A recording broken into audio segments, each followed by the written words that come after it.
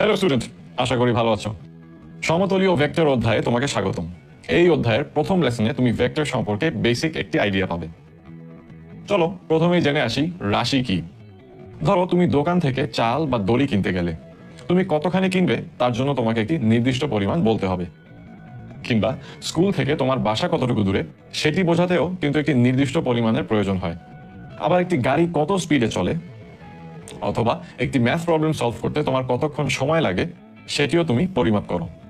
প্রতিদিন বিভিন্ন ক্ষেত্রে তুমি যেগুলো পরিমাপ করে থাকো সেগুলোকেই রাশি বলা হয়।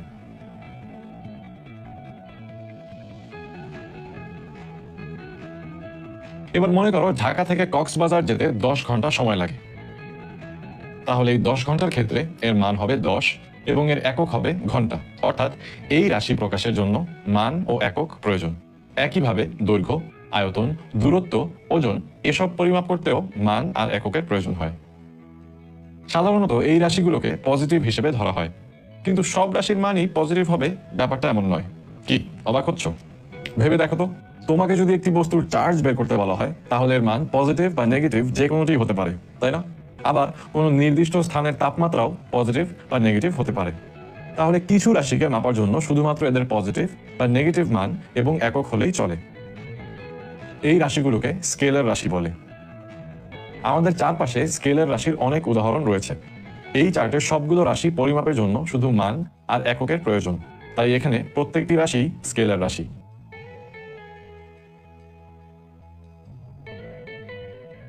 এখন ধরো একটি গাড়ি প্রতি ঘন্টায় 20 কিলোমিটার যায়। তোমার কি মনে হয় এটি দিয়ে কি গাড়ির সব ইনফরমেশন পাওয়া যাচ্ছে?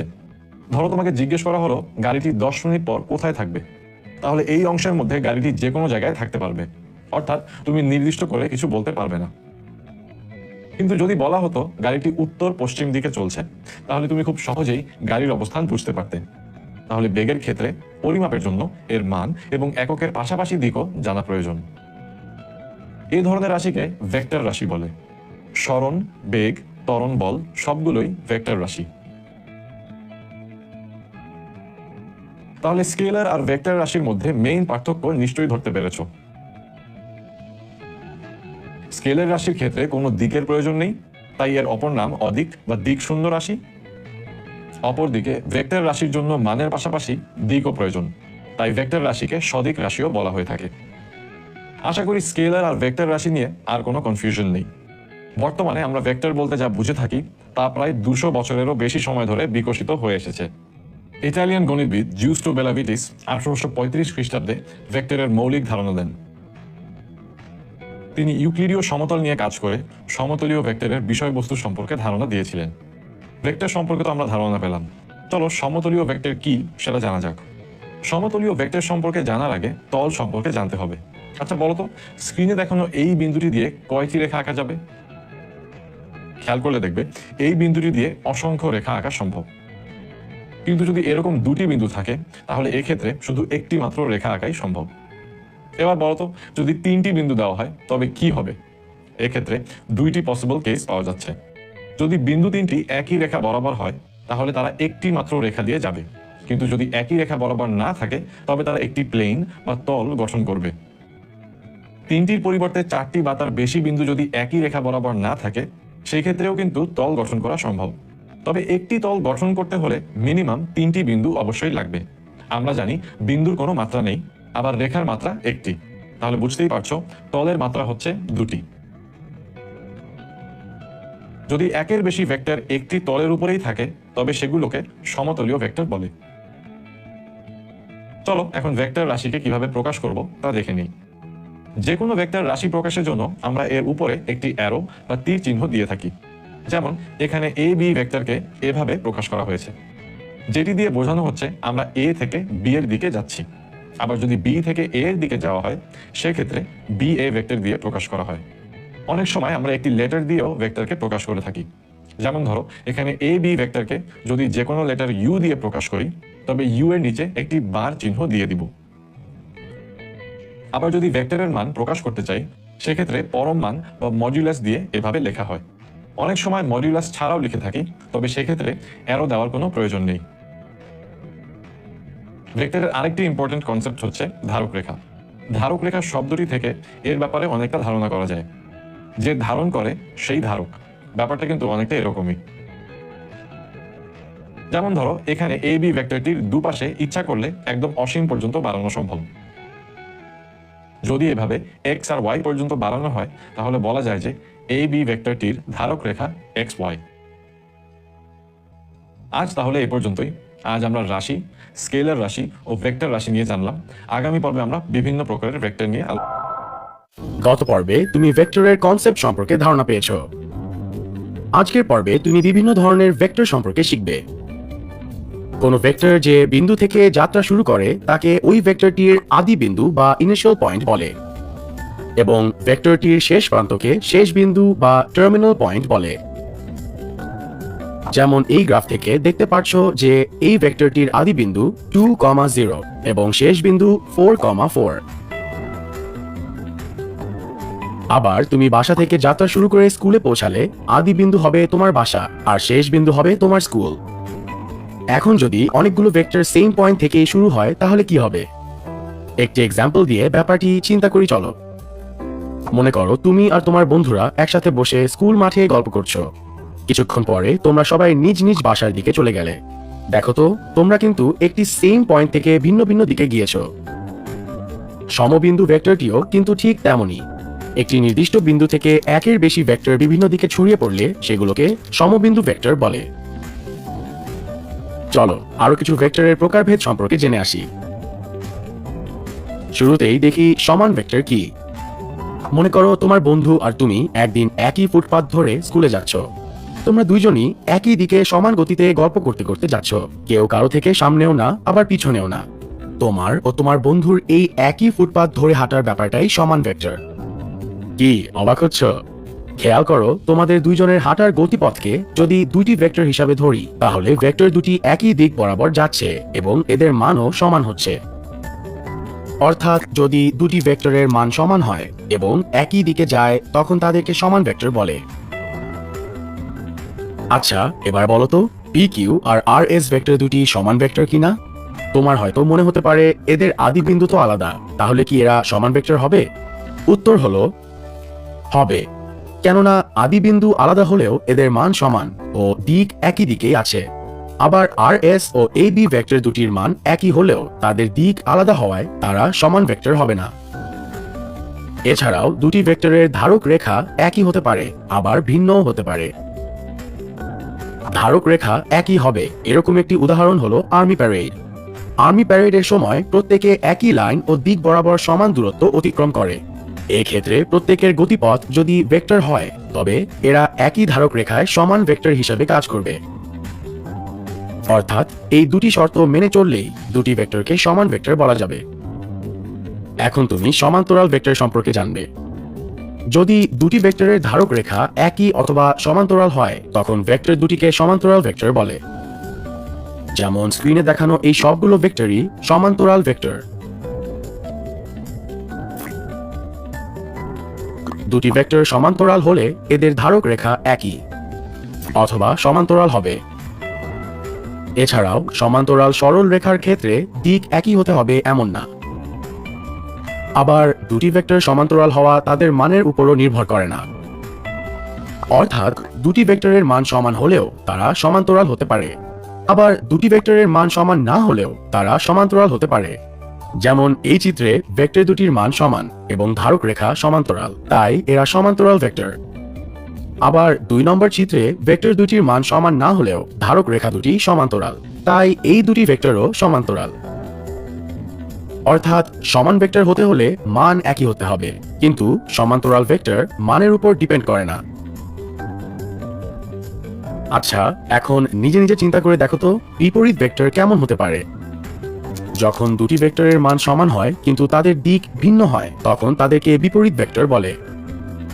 যেমন A B equals to U হলে এই ভেক্টরের বিপরীত ভেক্টর হবে B A equals to minus U. আশা করি এরকম কিছুই ধারণা করেছিলে। বিপরীত ভেক্টরের ক্ষেত্রে দুটি ভেক্টরের মান সমান হতে হবে। যেমন এ বি আর বি এ ভেক্টর দুটির মান সমান, কিন্তু এদের দিক বিপরীত। এবার ভেবে দেখো তো কোনো ভেক্টর কি শূন্য হতে পারে? যে ভেক্টরের মান শূন্য হয় এবং দিক নির্ণয় করা যায় না সেটিকে শূন্য ভেক্টর বলে। শূন্য ভেক্টরকে 0 দিয়েও প্রকাশ করা হয়। দুটি সমান ও বিপরীত মানের ভেক্টরকে যোগ করলে শূন্য ভেক্টর পাওয়া যায়। যেমন তুমি আর তোমার বন্ধু যদি একই বলে এই রশিটিকে বিপরীত দিক থেকে টানো, তাহলে রশিটি কোনো দিকেই যাবে না। এটি অর্থাৎ এদের যোগফল শূন্য হবে। এটি শূন্য ভেক্টরের উদাহরণ। কোনো কিছুর অবস্থান বোঝানোর জন্য যে ভেক্টর ব্যবহার করা হয় তাকে অবস্থান ভেক্টর বলে। তবে এখানে খেয়াল রাখতে হবে, অবস্থান বের করার জন্য কোথা থেকে দূরত্ব বের করছি সেটা নির্দিষ্ট করে নিতে হয়। যেমন তোমার বাসা থেকে স্কুলের দূরত্ব বের করার সময় তোমার বাসাকে নির্দিষ্ট করে নিচ্ছি, এমনি পি বিন্দুর অবস্থান বের করার জন্য ও বিন্দুকে নির্দিষ্ট করে নিতে পারি। এখন ও থেকে পি বিন্দু বরাবর একটি অ্যারো টানলে ও পি হবে ও বিন্দুর সাপেক্ষে পি বিন্দুর অবস্থান ভেক্টর। যে নির্দিষ্ট বিন্দুর সাপেক্ষে কোনো বিন্দুর অবস্থান ভেক্টর বের করা হয় তাকে মূল বিন্দু বলা হয়। দ্বিমাত্রিক স্থানাঙ্ক ব্যবস্থায় 0,0 কে মূল বিন্দু ধরে অবস্থান ভেক্টর বের করা হয়। এ সম্পর্কে তুমি পরের পর্বে আরো জানতে পারবে। আজ তাহলে এ পর্যন্তই। এ পর্বে বিভিন্ন ভেক্টরের প্রকারভেদ সম্পর্কে শিখেছো। আগামী পর্বে তুমি ভেক্টরের যোগ বিয়োগের বিধি সম্পর্কে গত পর্বে তুমি বিভিন্ন প্রকারের ভেক্টর সম্পর্কে জেনে এসেছো। আজকের পর্বে তুমি ভেক্টরের যোগ বিয়োগ সম্পর্কে শিখবে। ধরো মিমের বাসায় মেঘলা 4টি আম নিয়ে এলো। তখনই মিমের বাসায় শৈলী এসে তাকে 3টি আম দিল। তাহলে মিমের কাছে মোট আম হয় 7টি, যা তুমি খুব সহজেই যোগ করে বের করতে পারবে। কিন্তু ভেক্টরের বেলায় 4 আর 3 মানের দুইটি ভেক্টর যোগ করলে সবসময় 7 হয় না। ভেক্টর রাশির জন্য মানের পাশাপাশি দিকেরও লক্ষ্য রাখতে হবে। কি কথাটি কঠিন মনে হচ্ছে? চলো একটি উদাহরণ দিয়ে বোঝার চেষ্টা করি। ধরা যাক তুমি তোমার স্কুল থেকে বাড়িতে যেতে 4 কিলোমিটার লম্বা রাস্তা যেতে হয়। এরপর বাড়ি থেকে পার্কে বেড়াতে গেলে।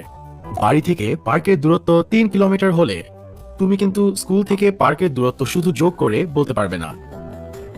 পার্ক এখানে থাকলে স্কুল থেকে পার্কে যেতে তোমার 1 কিলোমিটার হাঁটলেই হবে। আবার পার্কের পজিশন এখানে হলে তোমার 7 কিলোমিটার যেতে হবে। কিংবা পার্ক যদি এখানে থাকে তাহলে স্কুল থেকে 5 কিলোমিটার গেলেই তুমি পার্কে পৌঁছে যাবে। খেয়াল করো, এখানে দিক কনসিডারেশনে নিলে অর্থাৎ 4 আর 3 কিলোমিটারের দুইটি ভেক্টর যোগ করলে তার মান 1 থেকে 7-এর মাঝে যে কোনো কিছু হতে পারে। তাই বলা যায় ভেক্টরের যোগ নরমাল যোগের মতো হবে না। চলো ব্যাপারটি ভেক্টর দিয়ে দেখা যাক। স্কুলকে এ, বাড়িকে বি আর পার্ককে সি বিন্দু দিয়ে প্রকাশ করলে দেখা যাচ্ছে যে স্কুল থেকে বাড়ি এ বি ভেক্টর, বাড়ি থেকে পার্ক বি সি ভেক্টর, এবং স্কুল থেকে পার্ক এর জন্য এ সি ভেক্টর পাওয়া যায়। তাহলে এ বি আর বি সি ভেক্টরের যোগফল এ সি ভেক্টর হবে। এখানে এ সি ভেক্টরকে লব্ধি বলা হয়। তাহলে কি এ দুটি ভেক্টরের লব্ধি বের করতে পারবে?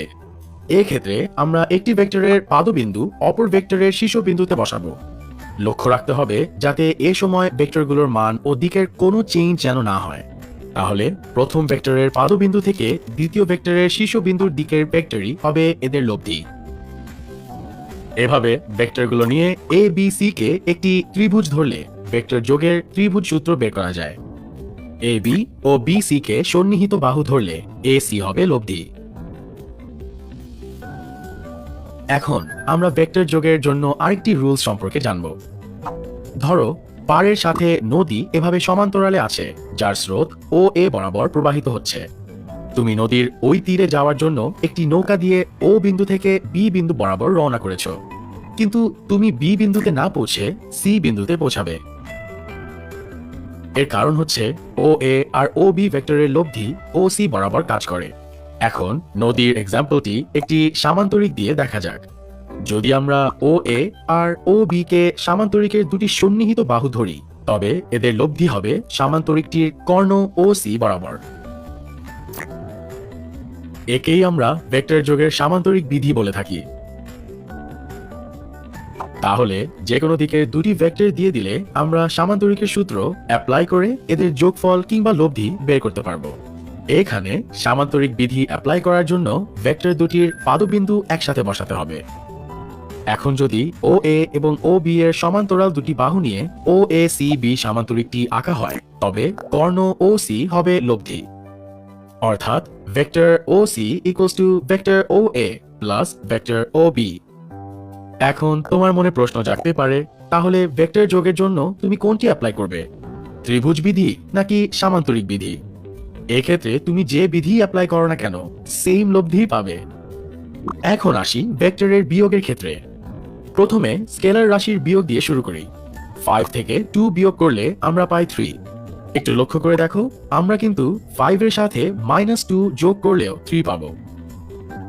একইভাবে যদি u এবং v দুইটি ভেক্টর রাশি হয়, তাহলে এদের বিয়োগও এভাবে লেখা যায়। এখানে -v ভেক্টর হচ্ছে v ভেক্টরের বিপরীত ভেক্টর। অর্থাৎ আমরা ভেক্টর বিয়োগের ক্ষেত্রে যে কোনো ভেক্টরের সাথে বিপরীত ভেক্টর বা ঋণাত্মক ভেক্টর যোগ করে থাকি।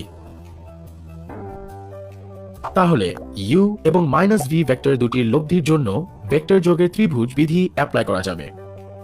তাহলে এই ভেক্টরগুলো দ্বারা একটি ত্রিভুজ গঠন করে ভেক্টর বিয়োগে ত্রিভুজ বিধি পেয়ে যাবে।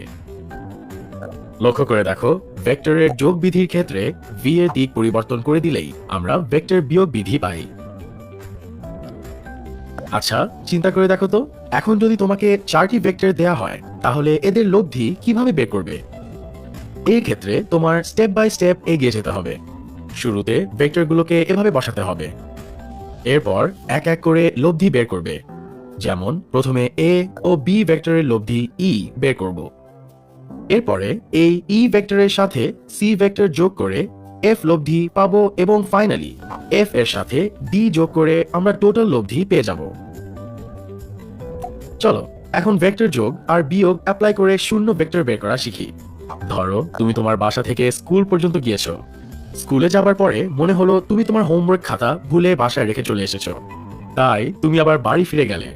একটু ভেবে দেখো তো, বাড়ি থেকে স্কুল আর স্কুল থেকে বাড়ি ফিরতে তোমার কতটুকু স্মরণ হয়েছে?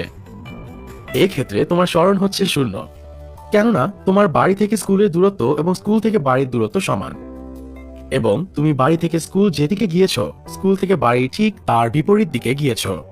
অর্থাৎ যে বিন্দু থেকে যাত্রা শুরু করেছিলে, যাত্রা শেষে আবার ওই বিন্দুতেই ফিরে এসেছো। এই ক্ষেত্রে প্রকৃতপক্ষে তোমার কোনো স্মরণ হয়নি। বাড়ি থেকে স্কুলের দিকে স্মরণ যদি এ বি ভেক্টর হয়, তবে স্কুল থেকে বাড়ির দিকে হবে এর বিপরীত ভেক্টর বি এ। তাহলে বুঝতেই পারছো, এদের যোগফল হবে 0। তাহলে একটি ভেক্টরকে তার বিপরীত ভেক্টরের সাথে যোগ করলে শূন্য ভেক্টর পাওয়া যায়। আবার শূন্য ভেক্টরের সাথে কোনো ভেক্টর যোগ করলে ওই ভেক্টরটি পাওয়া যাবে। তাহলে আজকের পর্বে তুমি ভেক্টরের যোগ বিয়োগ, ভেক্টর যোগের ত্রিভুজ ও সামান্তরিক বিধি এবং ভেক্টরের যোগ বিয়োগ অ্যাপ্লাই করে শূন্য ভেক্টর বের করা শিখেছো। আগামী পর্বে আমরা ভেক্টরের যোগ ও বিয়োগ বিধি নিয়ে আরো বিস্তারিত আলোচনা করব। গত পর্বে তুমি ভেক্টরের যোগ বিয়োগ বিধি সম্পর্কে জেনে এসেছো। আজকের পর্বে তুমি ভেক্টরের যোগ বিয়োগ বিধি রিলেটেড আরো কিছু কনসেপ্ট সম্পর্কে জানবে। প্রথমে আসি বিনিময় বিধিতে। বুঝতেই পারছো যে এখানে ভেক্টরের বিনিময় বা এক্সচেঞ্জ হবে। যেমন পাটিগণিতের যোগের ক্ষেত্রে আমরা এমন বিনিময় বিধি অ্যাপ্লাই করতে পারি। এখানে 2 কে 5 দিয়ে এক্সচেঞ্জ বা বিনিময় করলে সেম রেজাল্টই পাওয়া যাবে। ভেক্টরের বিনিময় বিধিও সেম ভাবে অ্যাপ্লাই করা হয়। গত পর্বে তুমি দুটি ভেক্টরের লব্ধি কিভাবে বের করতে হয় তা শিখে এসেছো। কিন্তু যদি ইউ আর ভি কে এক্সচেঞ্জ করা হয়, সেক্ষেত্রে লব্ধি কি সেম থাকবে? চলো দেখে নেওয়া যাক। প্রথম ভেক্টর হবে ভি আর দ্বিতীয় ভেক্টর ইউ। তাহলে লব্ধি ভি প্লাস ইউ কাজ করবে ভি এর পাদবিন্দু থেকে ইউ এর শীর্ষ বরাবর। তাহলে দেখতেই পাচ্ছ ইউ আর ভি এক্সচেঞ্জ করলেও লব্ধি সেমই পাওয়া যাচ্ছে। এটি ভেক্টরের বিনিময় বিধি। আচ্ছা, এখন দেখো এই দুই ক্ষেত্রেও সেম রেজাল্ট পাই। ভেক্টরের ক্ষেত্রে প্রমাণের জন্য এই ফিগারের ও এ, A B O B C ভেক্টরকে এক এক করে ইউ, ভি আর ডব্লিউ ধরে নিয়েছি। এখন ও এ আর এ বি ভেক্টরের লব্ধি ও বি বরাবর এবং ও বি আর বি সি ভেক্টরের লব্ধি ও সি বরাবর পাওয়া যায়। আবার A B O B C ভেক্টরের লব্ধি এ সি বরাবর এবং ও এ ও এ সি ভেক্টরের লব্ধি ও সি বরাবর পাওয়া যায়। তাহলে দেখতেই পাচ্ছ আমরা দুই ক্ষেত্রেই সেম লব্ধি পাই। একেই আমরা ভেক্টর যোগের সংযোগ বিধি বলে থাকি। চলো এখন ভেক্টর যোগের আরেকটি নতুন বিধি জানা যাক। এখানে ও এ সি বি সামান্তরিকের ও এ ও বি বাহু দুটিকে সন্নিহিত বাহু ধরে লব্ধি ও সি পাওয়া যায়। আবার ও A C ত্রিভুজে O A C ভেক্টরের জন্য সেম লব্ধি ও সি পাই। অতএব দুই ক্ষেত্রেই সেম লব্ধি ও সি পাই। এখন এই দুটি সমীকরণ থেকে এভাবে লেখা যায়। এবার দুই পাশে মাইনাস ইউ ভেক্টর যোগ করলেই বর্জন বিধি পেয়ে যাব। পজ করে বিধিটি ভালো মতো দেখে নিবে। চলো এখন নতুন একটি কনসেপ্ট সম্পর্কে জানা যাক। এখানে 1 2 3 তিনটি সংখ্যার জন্য আমরা এমন ভাবে লিখতে পারি, ঠিক তেমনি ভেক্টরের জন্য এভাবে লেখা যায়। এই দুটি সূত্রকেই বন্টন সূত্র বলা হয়। ধরো এ বি রেখাটির দৈর্ঘ্য 3 মিটার, যাকে আমরা এভাবে লিখতে পারি। আবার ধরো এ বি কে সি পর্যন্ত বাড়ানো হয়েছে যাতে বি সি এর দৈর্ঘ্য 2 মিটার হয়, যাকে এভাবে লেখা যায়। তাহলে এ সি কে এভাবে লেখা যায়। খেয়াল করে দেখো, এখানে প্রতিটি দৈর্ঘ্যের সাথে আমরা 1 গুণ আকারে লিখেছি। তাহলে আমরা 1 এর পরিবর্তে যে কোনো বাস্তব সংখ্যা m এর জন্য এভাবে লিখতে পারি। এখন ভেক্টর দিয়ে সেম ব্যাপারটা লেখা যাক। ভেক্টরের ক্ষেত্রে কিন্তু আমাদেরকে মানের পাশাপাশি দিকেরও খেয়াল রাখতে হবে। যদি কোনো ভেক্টর u কে আমরা mu পরিমাণ বাড়াই, তবে সেটির দিক u এর দিকে কিংবা এর বিপরীত দিকে হবে। এর ক্ষেত্রে যদি m পজিটিভ হয় তাহলে সেটি u এর দিকে যাবে। আবার বিপরীত ভেক্টরের কনসেপ্ট থেকে বুঝতেই পারছো, m নেগেটিভ হলে mu ভেক্টর u এর বিপরীতে যাবে। আর m শূন্য হলে ভেক্টরটি শূন্য হয়ে যাবে। পজ করে এখানকার প্রতিটি পয়েন্ট অবশ্যই নোট করে নিবে। চলো এখন বন্টন সূত্র দুটির প্রমাণ দেখে নেই। প্রথম সূত্রটি প্রমাণ করার জন্য চিত্রের মতো যে কোনো ভেক্টর u কে প্রথমে mu এবং সেটিকে আবার nu পর্যন্ত বাড়াতে হবে। এখন প্রথমে m ও n এর ভ্যালু শূন্য নিলে সহজেই সূত্রটি প্রমাণ হয়ে যায়। আবার m ও n এর ভ্যালু পজিটিভ হলেও সূত্রটি ইজিলি প্রমাণ করা যাবে, যেখানে a b K mu, b c K nu ধরা হয়েছে। এখন m আর n দুটিকেই নেগেটিভ ধরে সূত্রটি প্রমাণ করা যায়। একইভাবে m কে নেগেটিভ ও n কে পজিটিভ, কিংবা m কে পজিটিভ ও n কে নেগেটিভ ধরেও প্রমাণ করা যাবে। পজ করে অবশ্যই প্রমাণটি দেখে নিবে। চলো আরেকটি প্রমাণ দেখে নেই। প্রথমে ও এ ও এ বি ভেক্টরকে u ও v ধরে ও বি লব্ধি পাওয়া যায়। এখন ও এ কে সি পর্যন্ত বাড়াই এবং সি বিন্দুতে এ বি এর সমান্তরাল রেখা আঁকি, যা ও বি এর বর্ধিতাংশকে ডি বিন্দুতে ছেদ করে। লক্ষ্য করো, ও A B O O C D ত্রিভুজের কোণগুলো পরস্পর সমান, অর্থাৎ ত্রিভুজ দুটি সদৃশ। তাহলে ত্রিভুজ দুটির বাহুগুলোর অনুপাতও সমান হবে, অর্থাৎ প্রতিটি অনুপাতের মান m হবে। এখানে ওসি ও সিডি ভেক্টর দুটির জন্য ওডি লব্ধি পাওয়া যায়, যেখানে প্রতিটির মান বসালেই বন্টন সূত্রটি প্রুফ হয়ে যাবে। m কে নেগেটিভ ধরেও কিন্তু এই প্রমাণটি করা যাবে। এই ক্ষেত্রে m এর পরিবর্তে -m বসিয়ে নিচে ট্রাই করে দেখতে পারো। তবে পরীক্ষার খাতায় m এর ভ্যালুকে শুধু পজিটিভ ধরে লিখলেই চলবে। পজ করে প্রমাণের প্রতিটি স্টেপ দেখে নিতে ভুলবে না।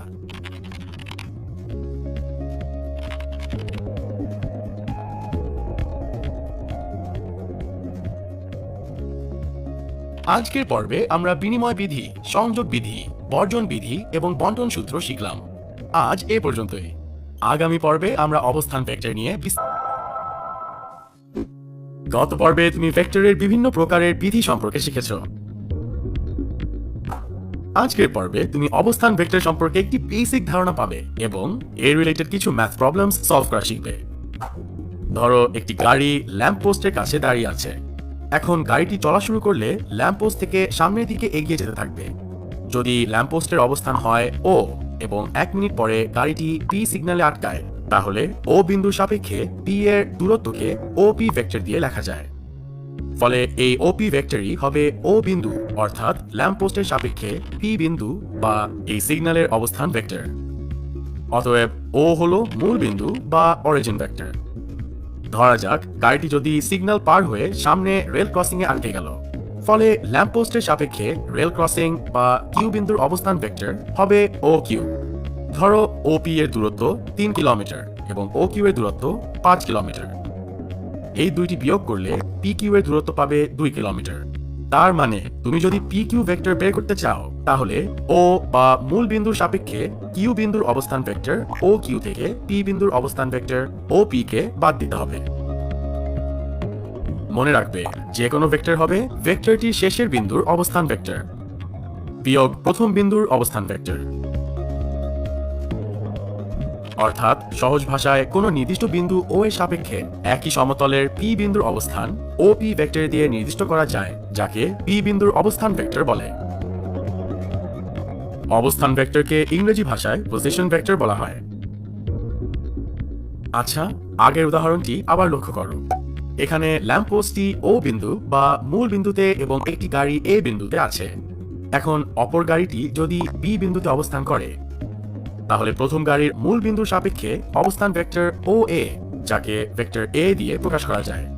একইভাবে দ্বিতীয় গাড়ির ক্ষেত্রে অবস্থান ভেক্টর ও বি বা বি। নিজে একবার চিন্তা করে দেখো তো, যদি এই দুইটি গাড়ির মধ্যবর্তী দূরত্ব বের করতে বলা হয় তাহলে কিভাবে বের করবে? খেয়াল করে দেখো, প্রথম গাড়িটি এ এবং দ্বিতীয় গাড়িটি বি বিন্দুতে আছে, তাই এদের মধ্যবর্তী দূরত্ব এ বি ভেক্টর। ভেক্টর যোগের ত্রিভুজ বিধি ব্যবহার করে ও এ বি ত্রিভুজের ক্ষেত্রে লিখতে পারি O A vector plus A B vector equals to O B, অথবা A plus A B equals to B, অর্থাৎ A B vector equals to B minus A. তাহলে এখান থেকেও বলা যায় যে কোনো ভেক্টর হবে তার শেষ বিন্দুর অবস্থান ভেক্টর ও আদি বিন্দুর অবস্থান ভেক্টরের বিয়োগফল।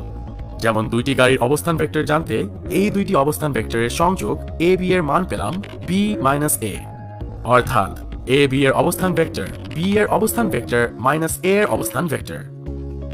সুতরাং বি এ এর অবস্থান ভেক্টরের মান হবে এ মাইনাস বি। এভাবে আগে শিখে আসা ভেক্টরের বিভিন্ন বিধি ব্যবহার করে অবস্থান ভেক্টর রিলেটেড প্রবলেম সলভ করতে পারবে।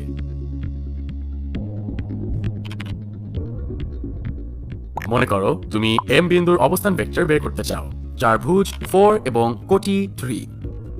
তাহলে ও থেকে এম বিন্দুর মধ্যবর্তী দূরত্বই হচ্ছে মূল বিন্দু ও এর সাপেক্ষে এম বিন্দুর অবস্থান ভেক্টর, যাকে আমরা ও এম দিয়ে প্রকাশ করে থাকি। তাহলে স্থানাঙ্ক জ্যামিতিতে শিখে আসা দুইটি বিন্দুর মধ্যবর্তী দূরত্বের সূত্রে বিন্দুগুলোর মান বসিয়ে ও এম এর মান পাই 5। এখানে 5 হলো ভেক্টর রাশিটির মান, যা দ্বারা বোঝায় এম বিন্দুটি ও বিন্দু থেকে 5 একক দূরে অবস্থিত। আবার দেখো, ত্রিমাত্রিক স্থানাঙ্ক ব্যবস্থাতে কোনো বক্স রাখা হলে তার একটি বিন্দু পি এর অবস্থান ভেক্টর হবে মূল বিন্দু সাপেক্ষে এরকম, যার দৈর্ঘ্য এই সূত্র দিয়ে বের করা যায়। এই সম্পর্কে বিস্তারিত তুমি একাদশ দ্বাদশ শ্রেণীতে জানতে পারবে।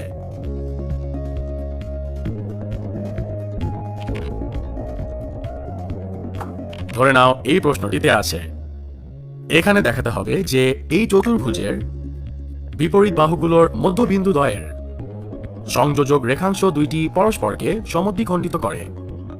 কোন নির্দিষ্ট মূল বিন্দুর সাপেক্ষে capital লেটারের A B C D বিন্দুর অবস্থান vector small লেটারের A B C D ধরে নেই। এখন যেহেতু পি বিন্দু এ বি এর মধ্যবিন্দু, তাই পি বিন্দুর অবস্থান ভেক্টর হবে এ এবং বি ভেক্টরের যোগফলের অর্ধেক। এভাবে তুমি এক এক করে বাকি মধ্যবিন্দুগুলোর অবস্থান ভেক্টর পাবে এরকম। এখন পি ও আর এবং কিউ ও এস যোগ করলে তারা ও বিন্দুতে ছেদ করবে। তাহলে আগের মতো করে পি আর রেখাংশের মধ্যবিন্দু বা ও এর মান বের করতে হলে পি এবং আর এর অবস্থান ভেক্টরের মান যোগ করে তাকে 2 দিয়ে ভাগ করতে হবে।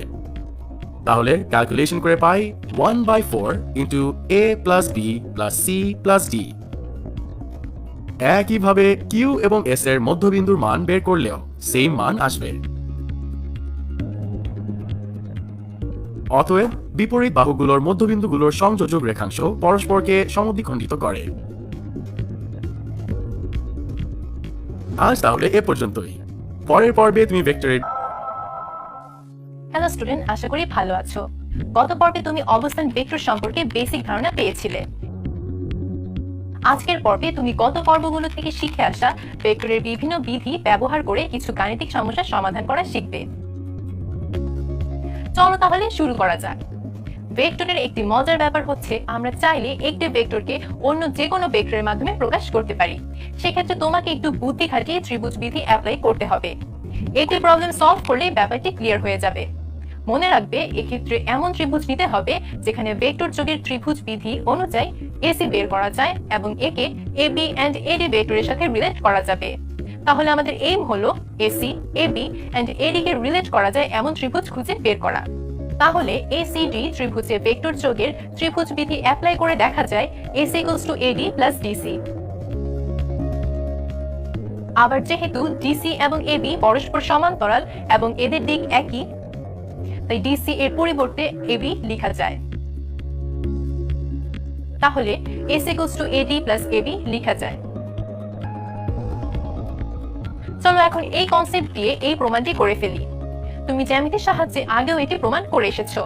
ভেক্টরের সাহায্যে কিভাবে প্রমাণ করা যায় তা দেখা যাক।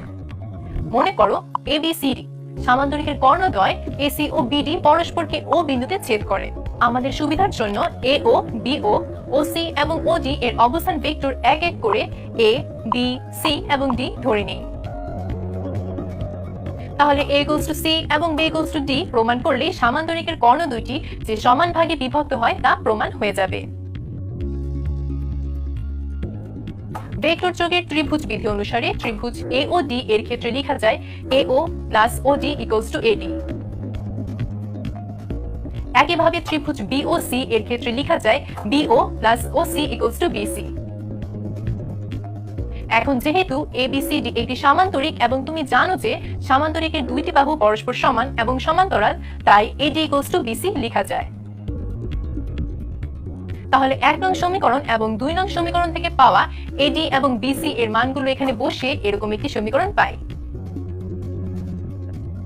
এবার সব ভেক্টরগুলোর অবস্থান ভেক্টর এক এক করে বসিয়ে দিলে পাই A plus D equals to B plus C। দুই পাশে যদি তুমি -c এবং -d যোগ করে দাও তাহলে সমীকরণটি হবে এরকম। খেয়াল করে দেখো A ও C এর ধারক রেখা AC, তাই A - C এর ধারক রেখাও AC। সেই সাথে B - D এর ধারক রেখা BD।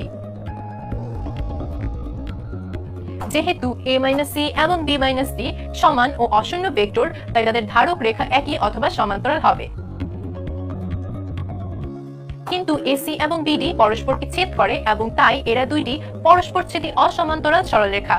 সুতরাং A - C এবং B - D equals to 0 হবে। অতএব A equals to C এবং B equals to D হবে। তাহলে ভেক্টরের বিধি অনুসারে প্রমাণ করা যায় যে সামান্তরিকের কর্ণ দুইটি পরস্পরকে সমান দুইটি খণ্ডে ভাগ করে। চলো এই থিওরি অ্যাপ্লাই করে আরেকটি ইন্টারেস্টিং প্রবলেম সলভ করে ফেলা যাক। এখন দেখো এই সামান্তরিকের AB ভেক্টরকে তুমি কিভাবে AC ভেক্টর এবং BD ভেক্টরের মাধ্যমে প্রকাশ করবে। একটু আগে দেখে আসা টেকনিকের সাহায্যে তোমাকে এমন একটি ত্রিভুজ সিলেক্ট করতে হবে যেটি থেকে তুমি AB এর সাথে AC এবং BD ভেক্টর দুইটিকে রিলেট করতে পারবে। এক্ষেত্রে AOB ত্রিভুজে ভেক্টর যোগের ত্রিভুজ বিধি অ্যাপ্লাই করে লেখা যায় AB equals to AO plus OB। যেহেতু AC এবং DB কর্ণ দুটি সামান্তরিককে সমান দুটি খণ্ডে ভাগ করে, তাই AO এর পরিবর্তে হাফ AC এবং OB এর পরিবর্তে হাফ DB লেখা যায়। এবার হাফ DB কে আমরা মাইনাস হাফ BD লিখতে পারি। এভাবে AB কে AC এবং BD ভেক্টরের মাধ্যমে প্রকাশ করা যায়। চলো নতুন আরেকটি গাণিতিক সমস্যার সমাধান দেখি। এখানে আমাদের প্রমাণ করতে হবে যে এই চতুর্ভুজের বাহুগুলোর মধ্যবিন্দুর সংযোজক রেখাসমূহ একটি সামান্তরিক উৎপন্ন করে। বুঝতেই পারছো যে এই চতুর্ভুজের ভিতরে আরো একটি চতুর্ভুজ তৈরি হয়ে গিয়েছে যা একটি সামান্তরিক, তাই প্রমাণ করতে হবে। প্রথমে বাহুগুলোকে A, B, C এবং D ধরে নিই। ত্রিভুজ বিধির সূত্র অনুযায়ী A plus B K AC এবং C plus D কে C এ লেখা যায়। এদেরকে যোগ করলে মান আসে 0। তাহলে লেখা যায় A plus B equals to minus C plus D। এই মানটি পরবর্তীতে কাজে লাগবে। এখন PQ, QR, RS এবং SP রেখাংশকে এই A, B, C, D এর মাধ্যমে আগে প্রকাশ করে নিব। এক্ষেত্রে এই চারটি অংশকে এক একটি ত্রিভুজ হিসেবে চিন্তা করো এবং এগুলোকে ভেক্টর যোগের ত্রিভুজ বিধি অ্যাপ্লাই করলে দেখবে এরকম মান আসে। আচ্ছা, প্রথমে PQ এর ক্ষেত্রে দেখো, এখানে PB এবং BQ এর পরিবর্তে AB এবং BC বসিয়ে নিব, কারণ এদের মান আগেই ধরে নেওয়া হয়েছে। ঠিক একইভাবে QR, RS এবং SP ভেক্টরের মান বের করে নিতে পারবে। স্ক্রিন পজ করে এক এক করে মানগুলো নোট করে ফেলো। একটু আগে তুমি এই মানটি বের করে নিয়েছিলে, যা এখানে বসিয়ে দিলে PQ -RS বা SR লেখা যাচ্ছে। তাহলে এই দুইটি ভেক্টর সমান এবং চিত্রে খেয়াল করে দেখো এরা সমান্তরালভাবেই অবস্থান করছে। ঠিক একই টেকনিক খাটিয়ে তুমি QR এবং PS কেও সমান এবং সমান্তরাল বলতে পারবে। সুতরাং PQRS একটি সামান্তরিক। আজ তাহলে এ পর্বে তুমি ভেক্টরের বিভিন্ন বিধি ব্যবহার করে উপপাদ্য বের করা শিখলে। দেখা হবে পরের পর্বে। সেই পর্যন্ত হ্যালো স্টুডেন্ট, আশা করি ভালো আছো। গত পর্বে তুমি ভেক্টরের কিছু বিধি ব্যবহার করে বিভিন্ন গাণিতিক সমস্যার সমাধান করা শিখেছিলে। আজকের পর্বে তুমি গত পর্বের মতো আরো কিছু গাণিতিক সমস্যার সমাধান করবে। চলো তাহলে এটি দিয়ে শুরু করি। একটি ত্রিভুজ ABC দেয়া আছে। আমাদের প্রমাণ করতে হবে যে এই ত্রিভুজের দুই বাহু AB এবং AC এর মধ্যবিন্দু দুইটি D এবং E এর সংযোজক রেখাংশ DE ABC ত্রিভুজের তৃতীয় বাহু BC এর সমান্তরাল এবং অর্ধেক, অর্থাৎ DE = half BC। প্রথমে ভেক্টর বিয়োগের ত্রিভুজ বিধি অনুসারে AED ত্রিভুজের ক্ষেত্রে AE - AD = DE এবং ABC ত্রিভুজের ক্ষেত্রে AC - AB = BC লিখতে পারি। একটু লক্ষ্য করে দেখো, AC AE এর দ্বিগুণ, কেননা E বিন্দু AC এর মধ্যবিন্দু, তাই AE = EC = half of AC এভাবে লিখতে পারো। অনুরূপভাবে AB = 2AD ও লেখা যায়। এই দুইটি মান 2 নং সমীকরণে বসিয়ে পাই এরকম, যেন 1 নং সমীকরণ থেকে পাওয়া AE - AD এর মান বসিয়ে পাই 2 DE = BC, যাকে লেখা যায় DE = half BC। খেয়াল করে দেখো, এখানে DE ও BC ভেক্টর দ্বয়ের ধারক রেখা দুটি একই অথবা সমান্তরাল হবে, কিন্তু এখানে ধারক রেখা দুইটি একই রেখা নয়, তাই DE ও BC পরস্পর সমান্তরাল। এবার নতুন একটি গাণিতিক সমস্যার সমাধান দেখব। ধরো এখানে এরকম একটি ত্রিভুজ দেয়া আছে, যেখানে E হচ্ছে AB বাহুর মধ্যবিন্দু এবং EF ও BC পরস্পর সমান্তরাল। এখন তোমার প্রমাণ করতে হবে যে F বিন্দু হচ্ছে AC বাহুর মধ্যবিন্দু। আচ্ছা, প্রথমেই ধরে নিই G AC এর মধ্যবিন্দু। এখন E এবং G যোগ করে নিই। তাহলে ত্রিভুজ AGE এ ভেক্টর যোগের ত্রিভুজ বিধি অ্যাপ্লাই করে পাই AJ = AE + EG, যাকে পরে AG - AE = EG লেখা যায়। এখন দুই পাশে 2 দিয়ে গুণ করি। এতে করে তুমি 2AG কে AC লিখতে পারো, কারণ তুমি আগেই G কে AC এর মধ্যবিন্দু ধরে নিয়েছিলে। ঠিক একই কারণে 2AE কে AB লেখা যায়। এই সমীকরণকে 1 নং সমীকরণ ধরে নাও। আবার ত্রিভুজ ABCA যদি ভেক্টর ত্রিভুজ বিধি অ্যাপ্লাই করতে চাও, তাহলে AC = AB + BC লেখা যায়, যেখানে তুমি AC - AB কে 2EG লিখতে পারো, যা সমীকরণ 1 থেকে এসেছে। তাহলে প্রথমত BC এবং 2EG ভেক্টর দুটি সমান, তাই এদের ধারক রেখা দুইটি একই অথবা সমান্তরাল হবে। তবে চিত্র থেকে আশা করি তুমি এতটুকু ক্লিয়ার যে এদের ধারক রেখা দুইটি একে অপর থেকে সম্পূর্ণ ভিন্ন। সুতরাং BC এবং EG সমান্তরাল হওয়ার কথা, তবে প্রশ্নের শর্তে অলরেডি BC এবং EF যে সমান্তরাল হবে তা বলা আছে। যেহেতু তুমি জানো যে পরস্পর ছেদ করা হয়েছে এমন দুইটি সরল রেখা, যেমন EG ও EF উভয় অপর একটি সরল রেখা BC এর সমান্তরাল হতে পারে না, তাহলে বোঝাই যাচ্ছে G এবং F অভিন্ন হতে হবে, তাই F AC এর মধ্যবিন্দু। এবার চলো চতুর্ভুজ রিলেটেড একটি গাণিতিক সমস্যার সমাধান দেখে নিই। এখানে ABCD চতুর্ভুজের AC এবং BD কর্ণ একে অপরকে O বিন্দুতে সমদ্বিখণ্ডিত করে, অর্থাৎ AO = OC এবং DO = OB। প্রমাণ করতে হবে যে ABCD একটি সামান্তরিক। এই ক্ষেত্রে প্রথমে এই দুইটি ত্রিভুজের ক্ষেত্রে ভেক্টরের ত্রিভুজ বিধি অ্যাপ্লাই করে নিবে। AO = OC এবং DO = OB হওয়ায় মান বসিয়ে দেখা যায় AB এবং DC পরস্পর সমান ভেক্টর। তাহলে অবশ্যই এদের ধারক রেখা একই হবে অথবা সমান্তরাল হবে। কিন্তু চিত্র থেকে দেখতেই পাচ্ছ যে এদের ধারক রেখা ভিন্ন, তাই এদেরকে তুমি সমান এবং সমান্তরাল বলতে পারো। যেহেতু কোন চতুর্ভুজের বিপরীত বাহুগুলো সমান এবং সমান্তরাল হলে এদের সামান্তরিক বলে, তাই এবিসিডি একটি সামান্তরিক। এখানে প্রমাণ করতে হবে যে ট্রাপিজিয়ামের অসমান্তরাল বাহু দুটির মধ্যবিন্দুর সংযোজক সরল রেখা সমান্তরাল বাহু দুটির সমান্তরাল এবং তাদের যোগফলের অর্ধেক। দেওয়া আছে এবিসিডি একটি ট্রাপিজিয়াম। এখানে এডি আর বিসি হচ্ছে অসমান্তরাল এবং ই এফ হচ্ছে মধ্যবিন্দু। প্রথমে এই ট্রাপিজিয়ামের শীর্ষ 4টি বিন্দুর অবস্থান ভেক্টর ধরে নিব। তাহলে ই এর অবস্থান ভেক্টর হবে half into A plus D এবং এফ এর অবস্থান ভেক্টর হবে half into B plus C. এখন ইএফ যেহেতু মধ্যবিন্দুর সংযোজক সরল রেখা, তাই ইএফ ভেক্টর বের করে নিব, যা আছে half A B plus BC. ক্যালকুলেশনটি কিভাবে আসলো তা একবার পজ করে দেখে নাও। যেহেতু এই ট্রাপিজিয়ামের এ বি এবং ডিসি বাহু পরস্পর সমান্তরাল, তাই ভেক্টর দুইটির যোগফল ইএফ এর সমান্তরাল। আর যেহেতু ভেক্টরগুলোর দিক একই, তাই এদের মানের জন্য এমন পাবে। আজ তাহলে এ পর্যন্তই, অধ্যায় এখানেই শেষ। দেখা হবে নতুন কোনো চ্যাপ্টারে নতুন কোনো টপিক নিয়ে। সে পর্যন্ত ভালো থেকো।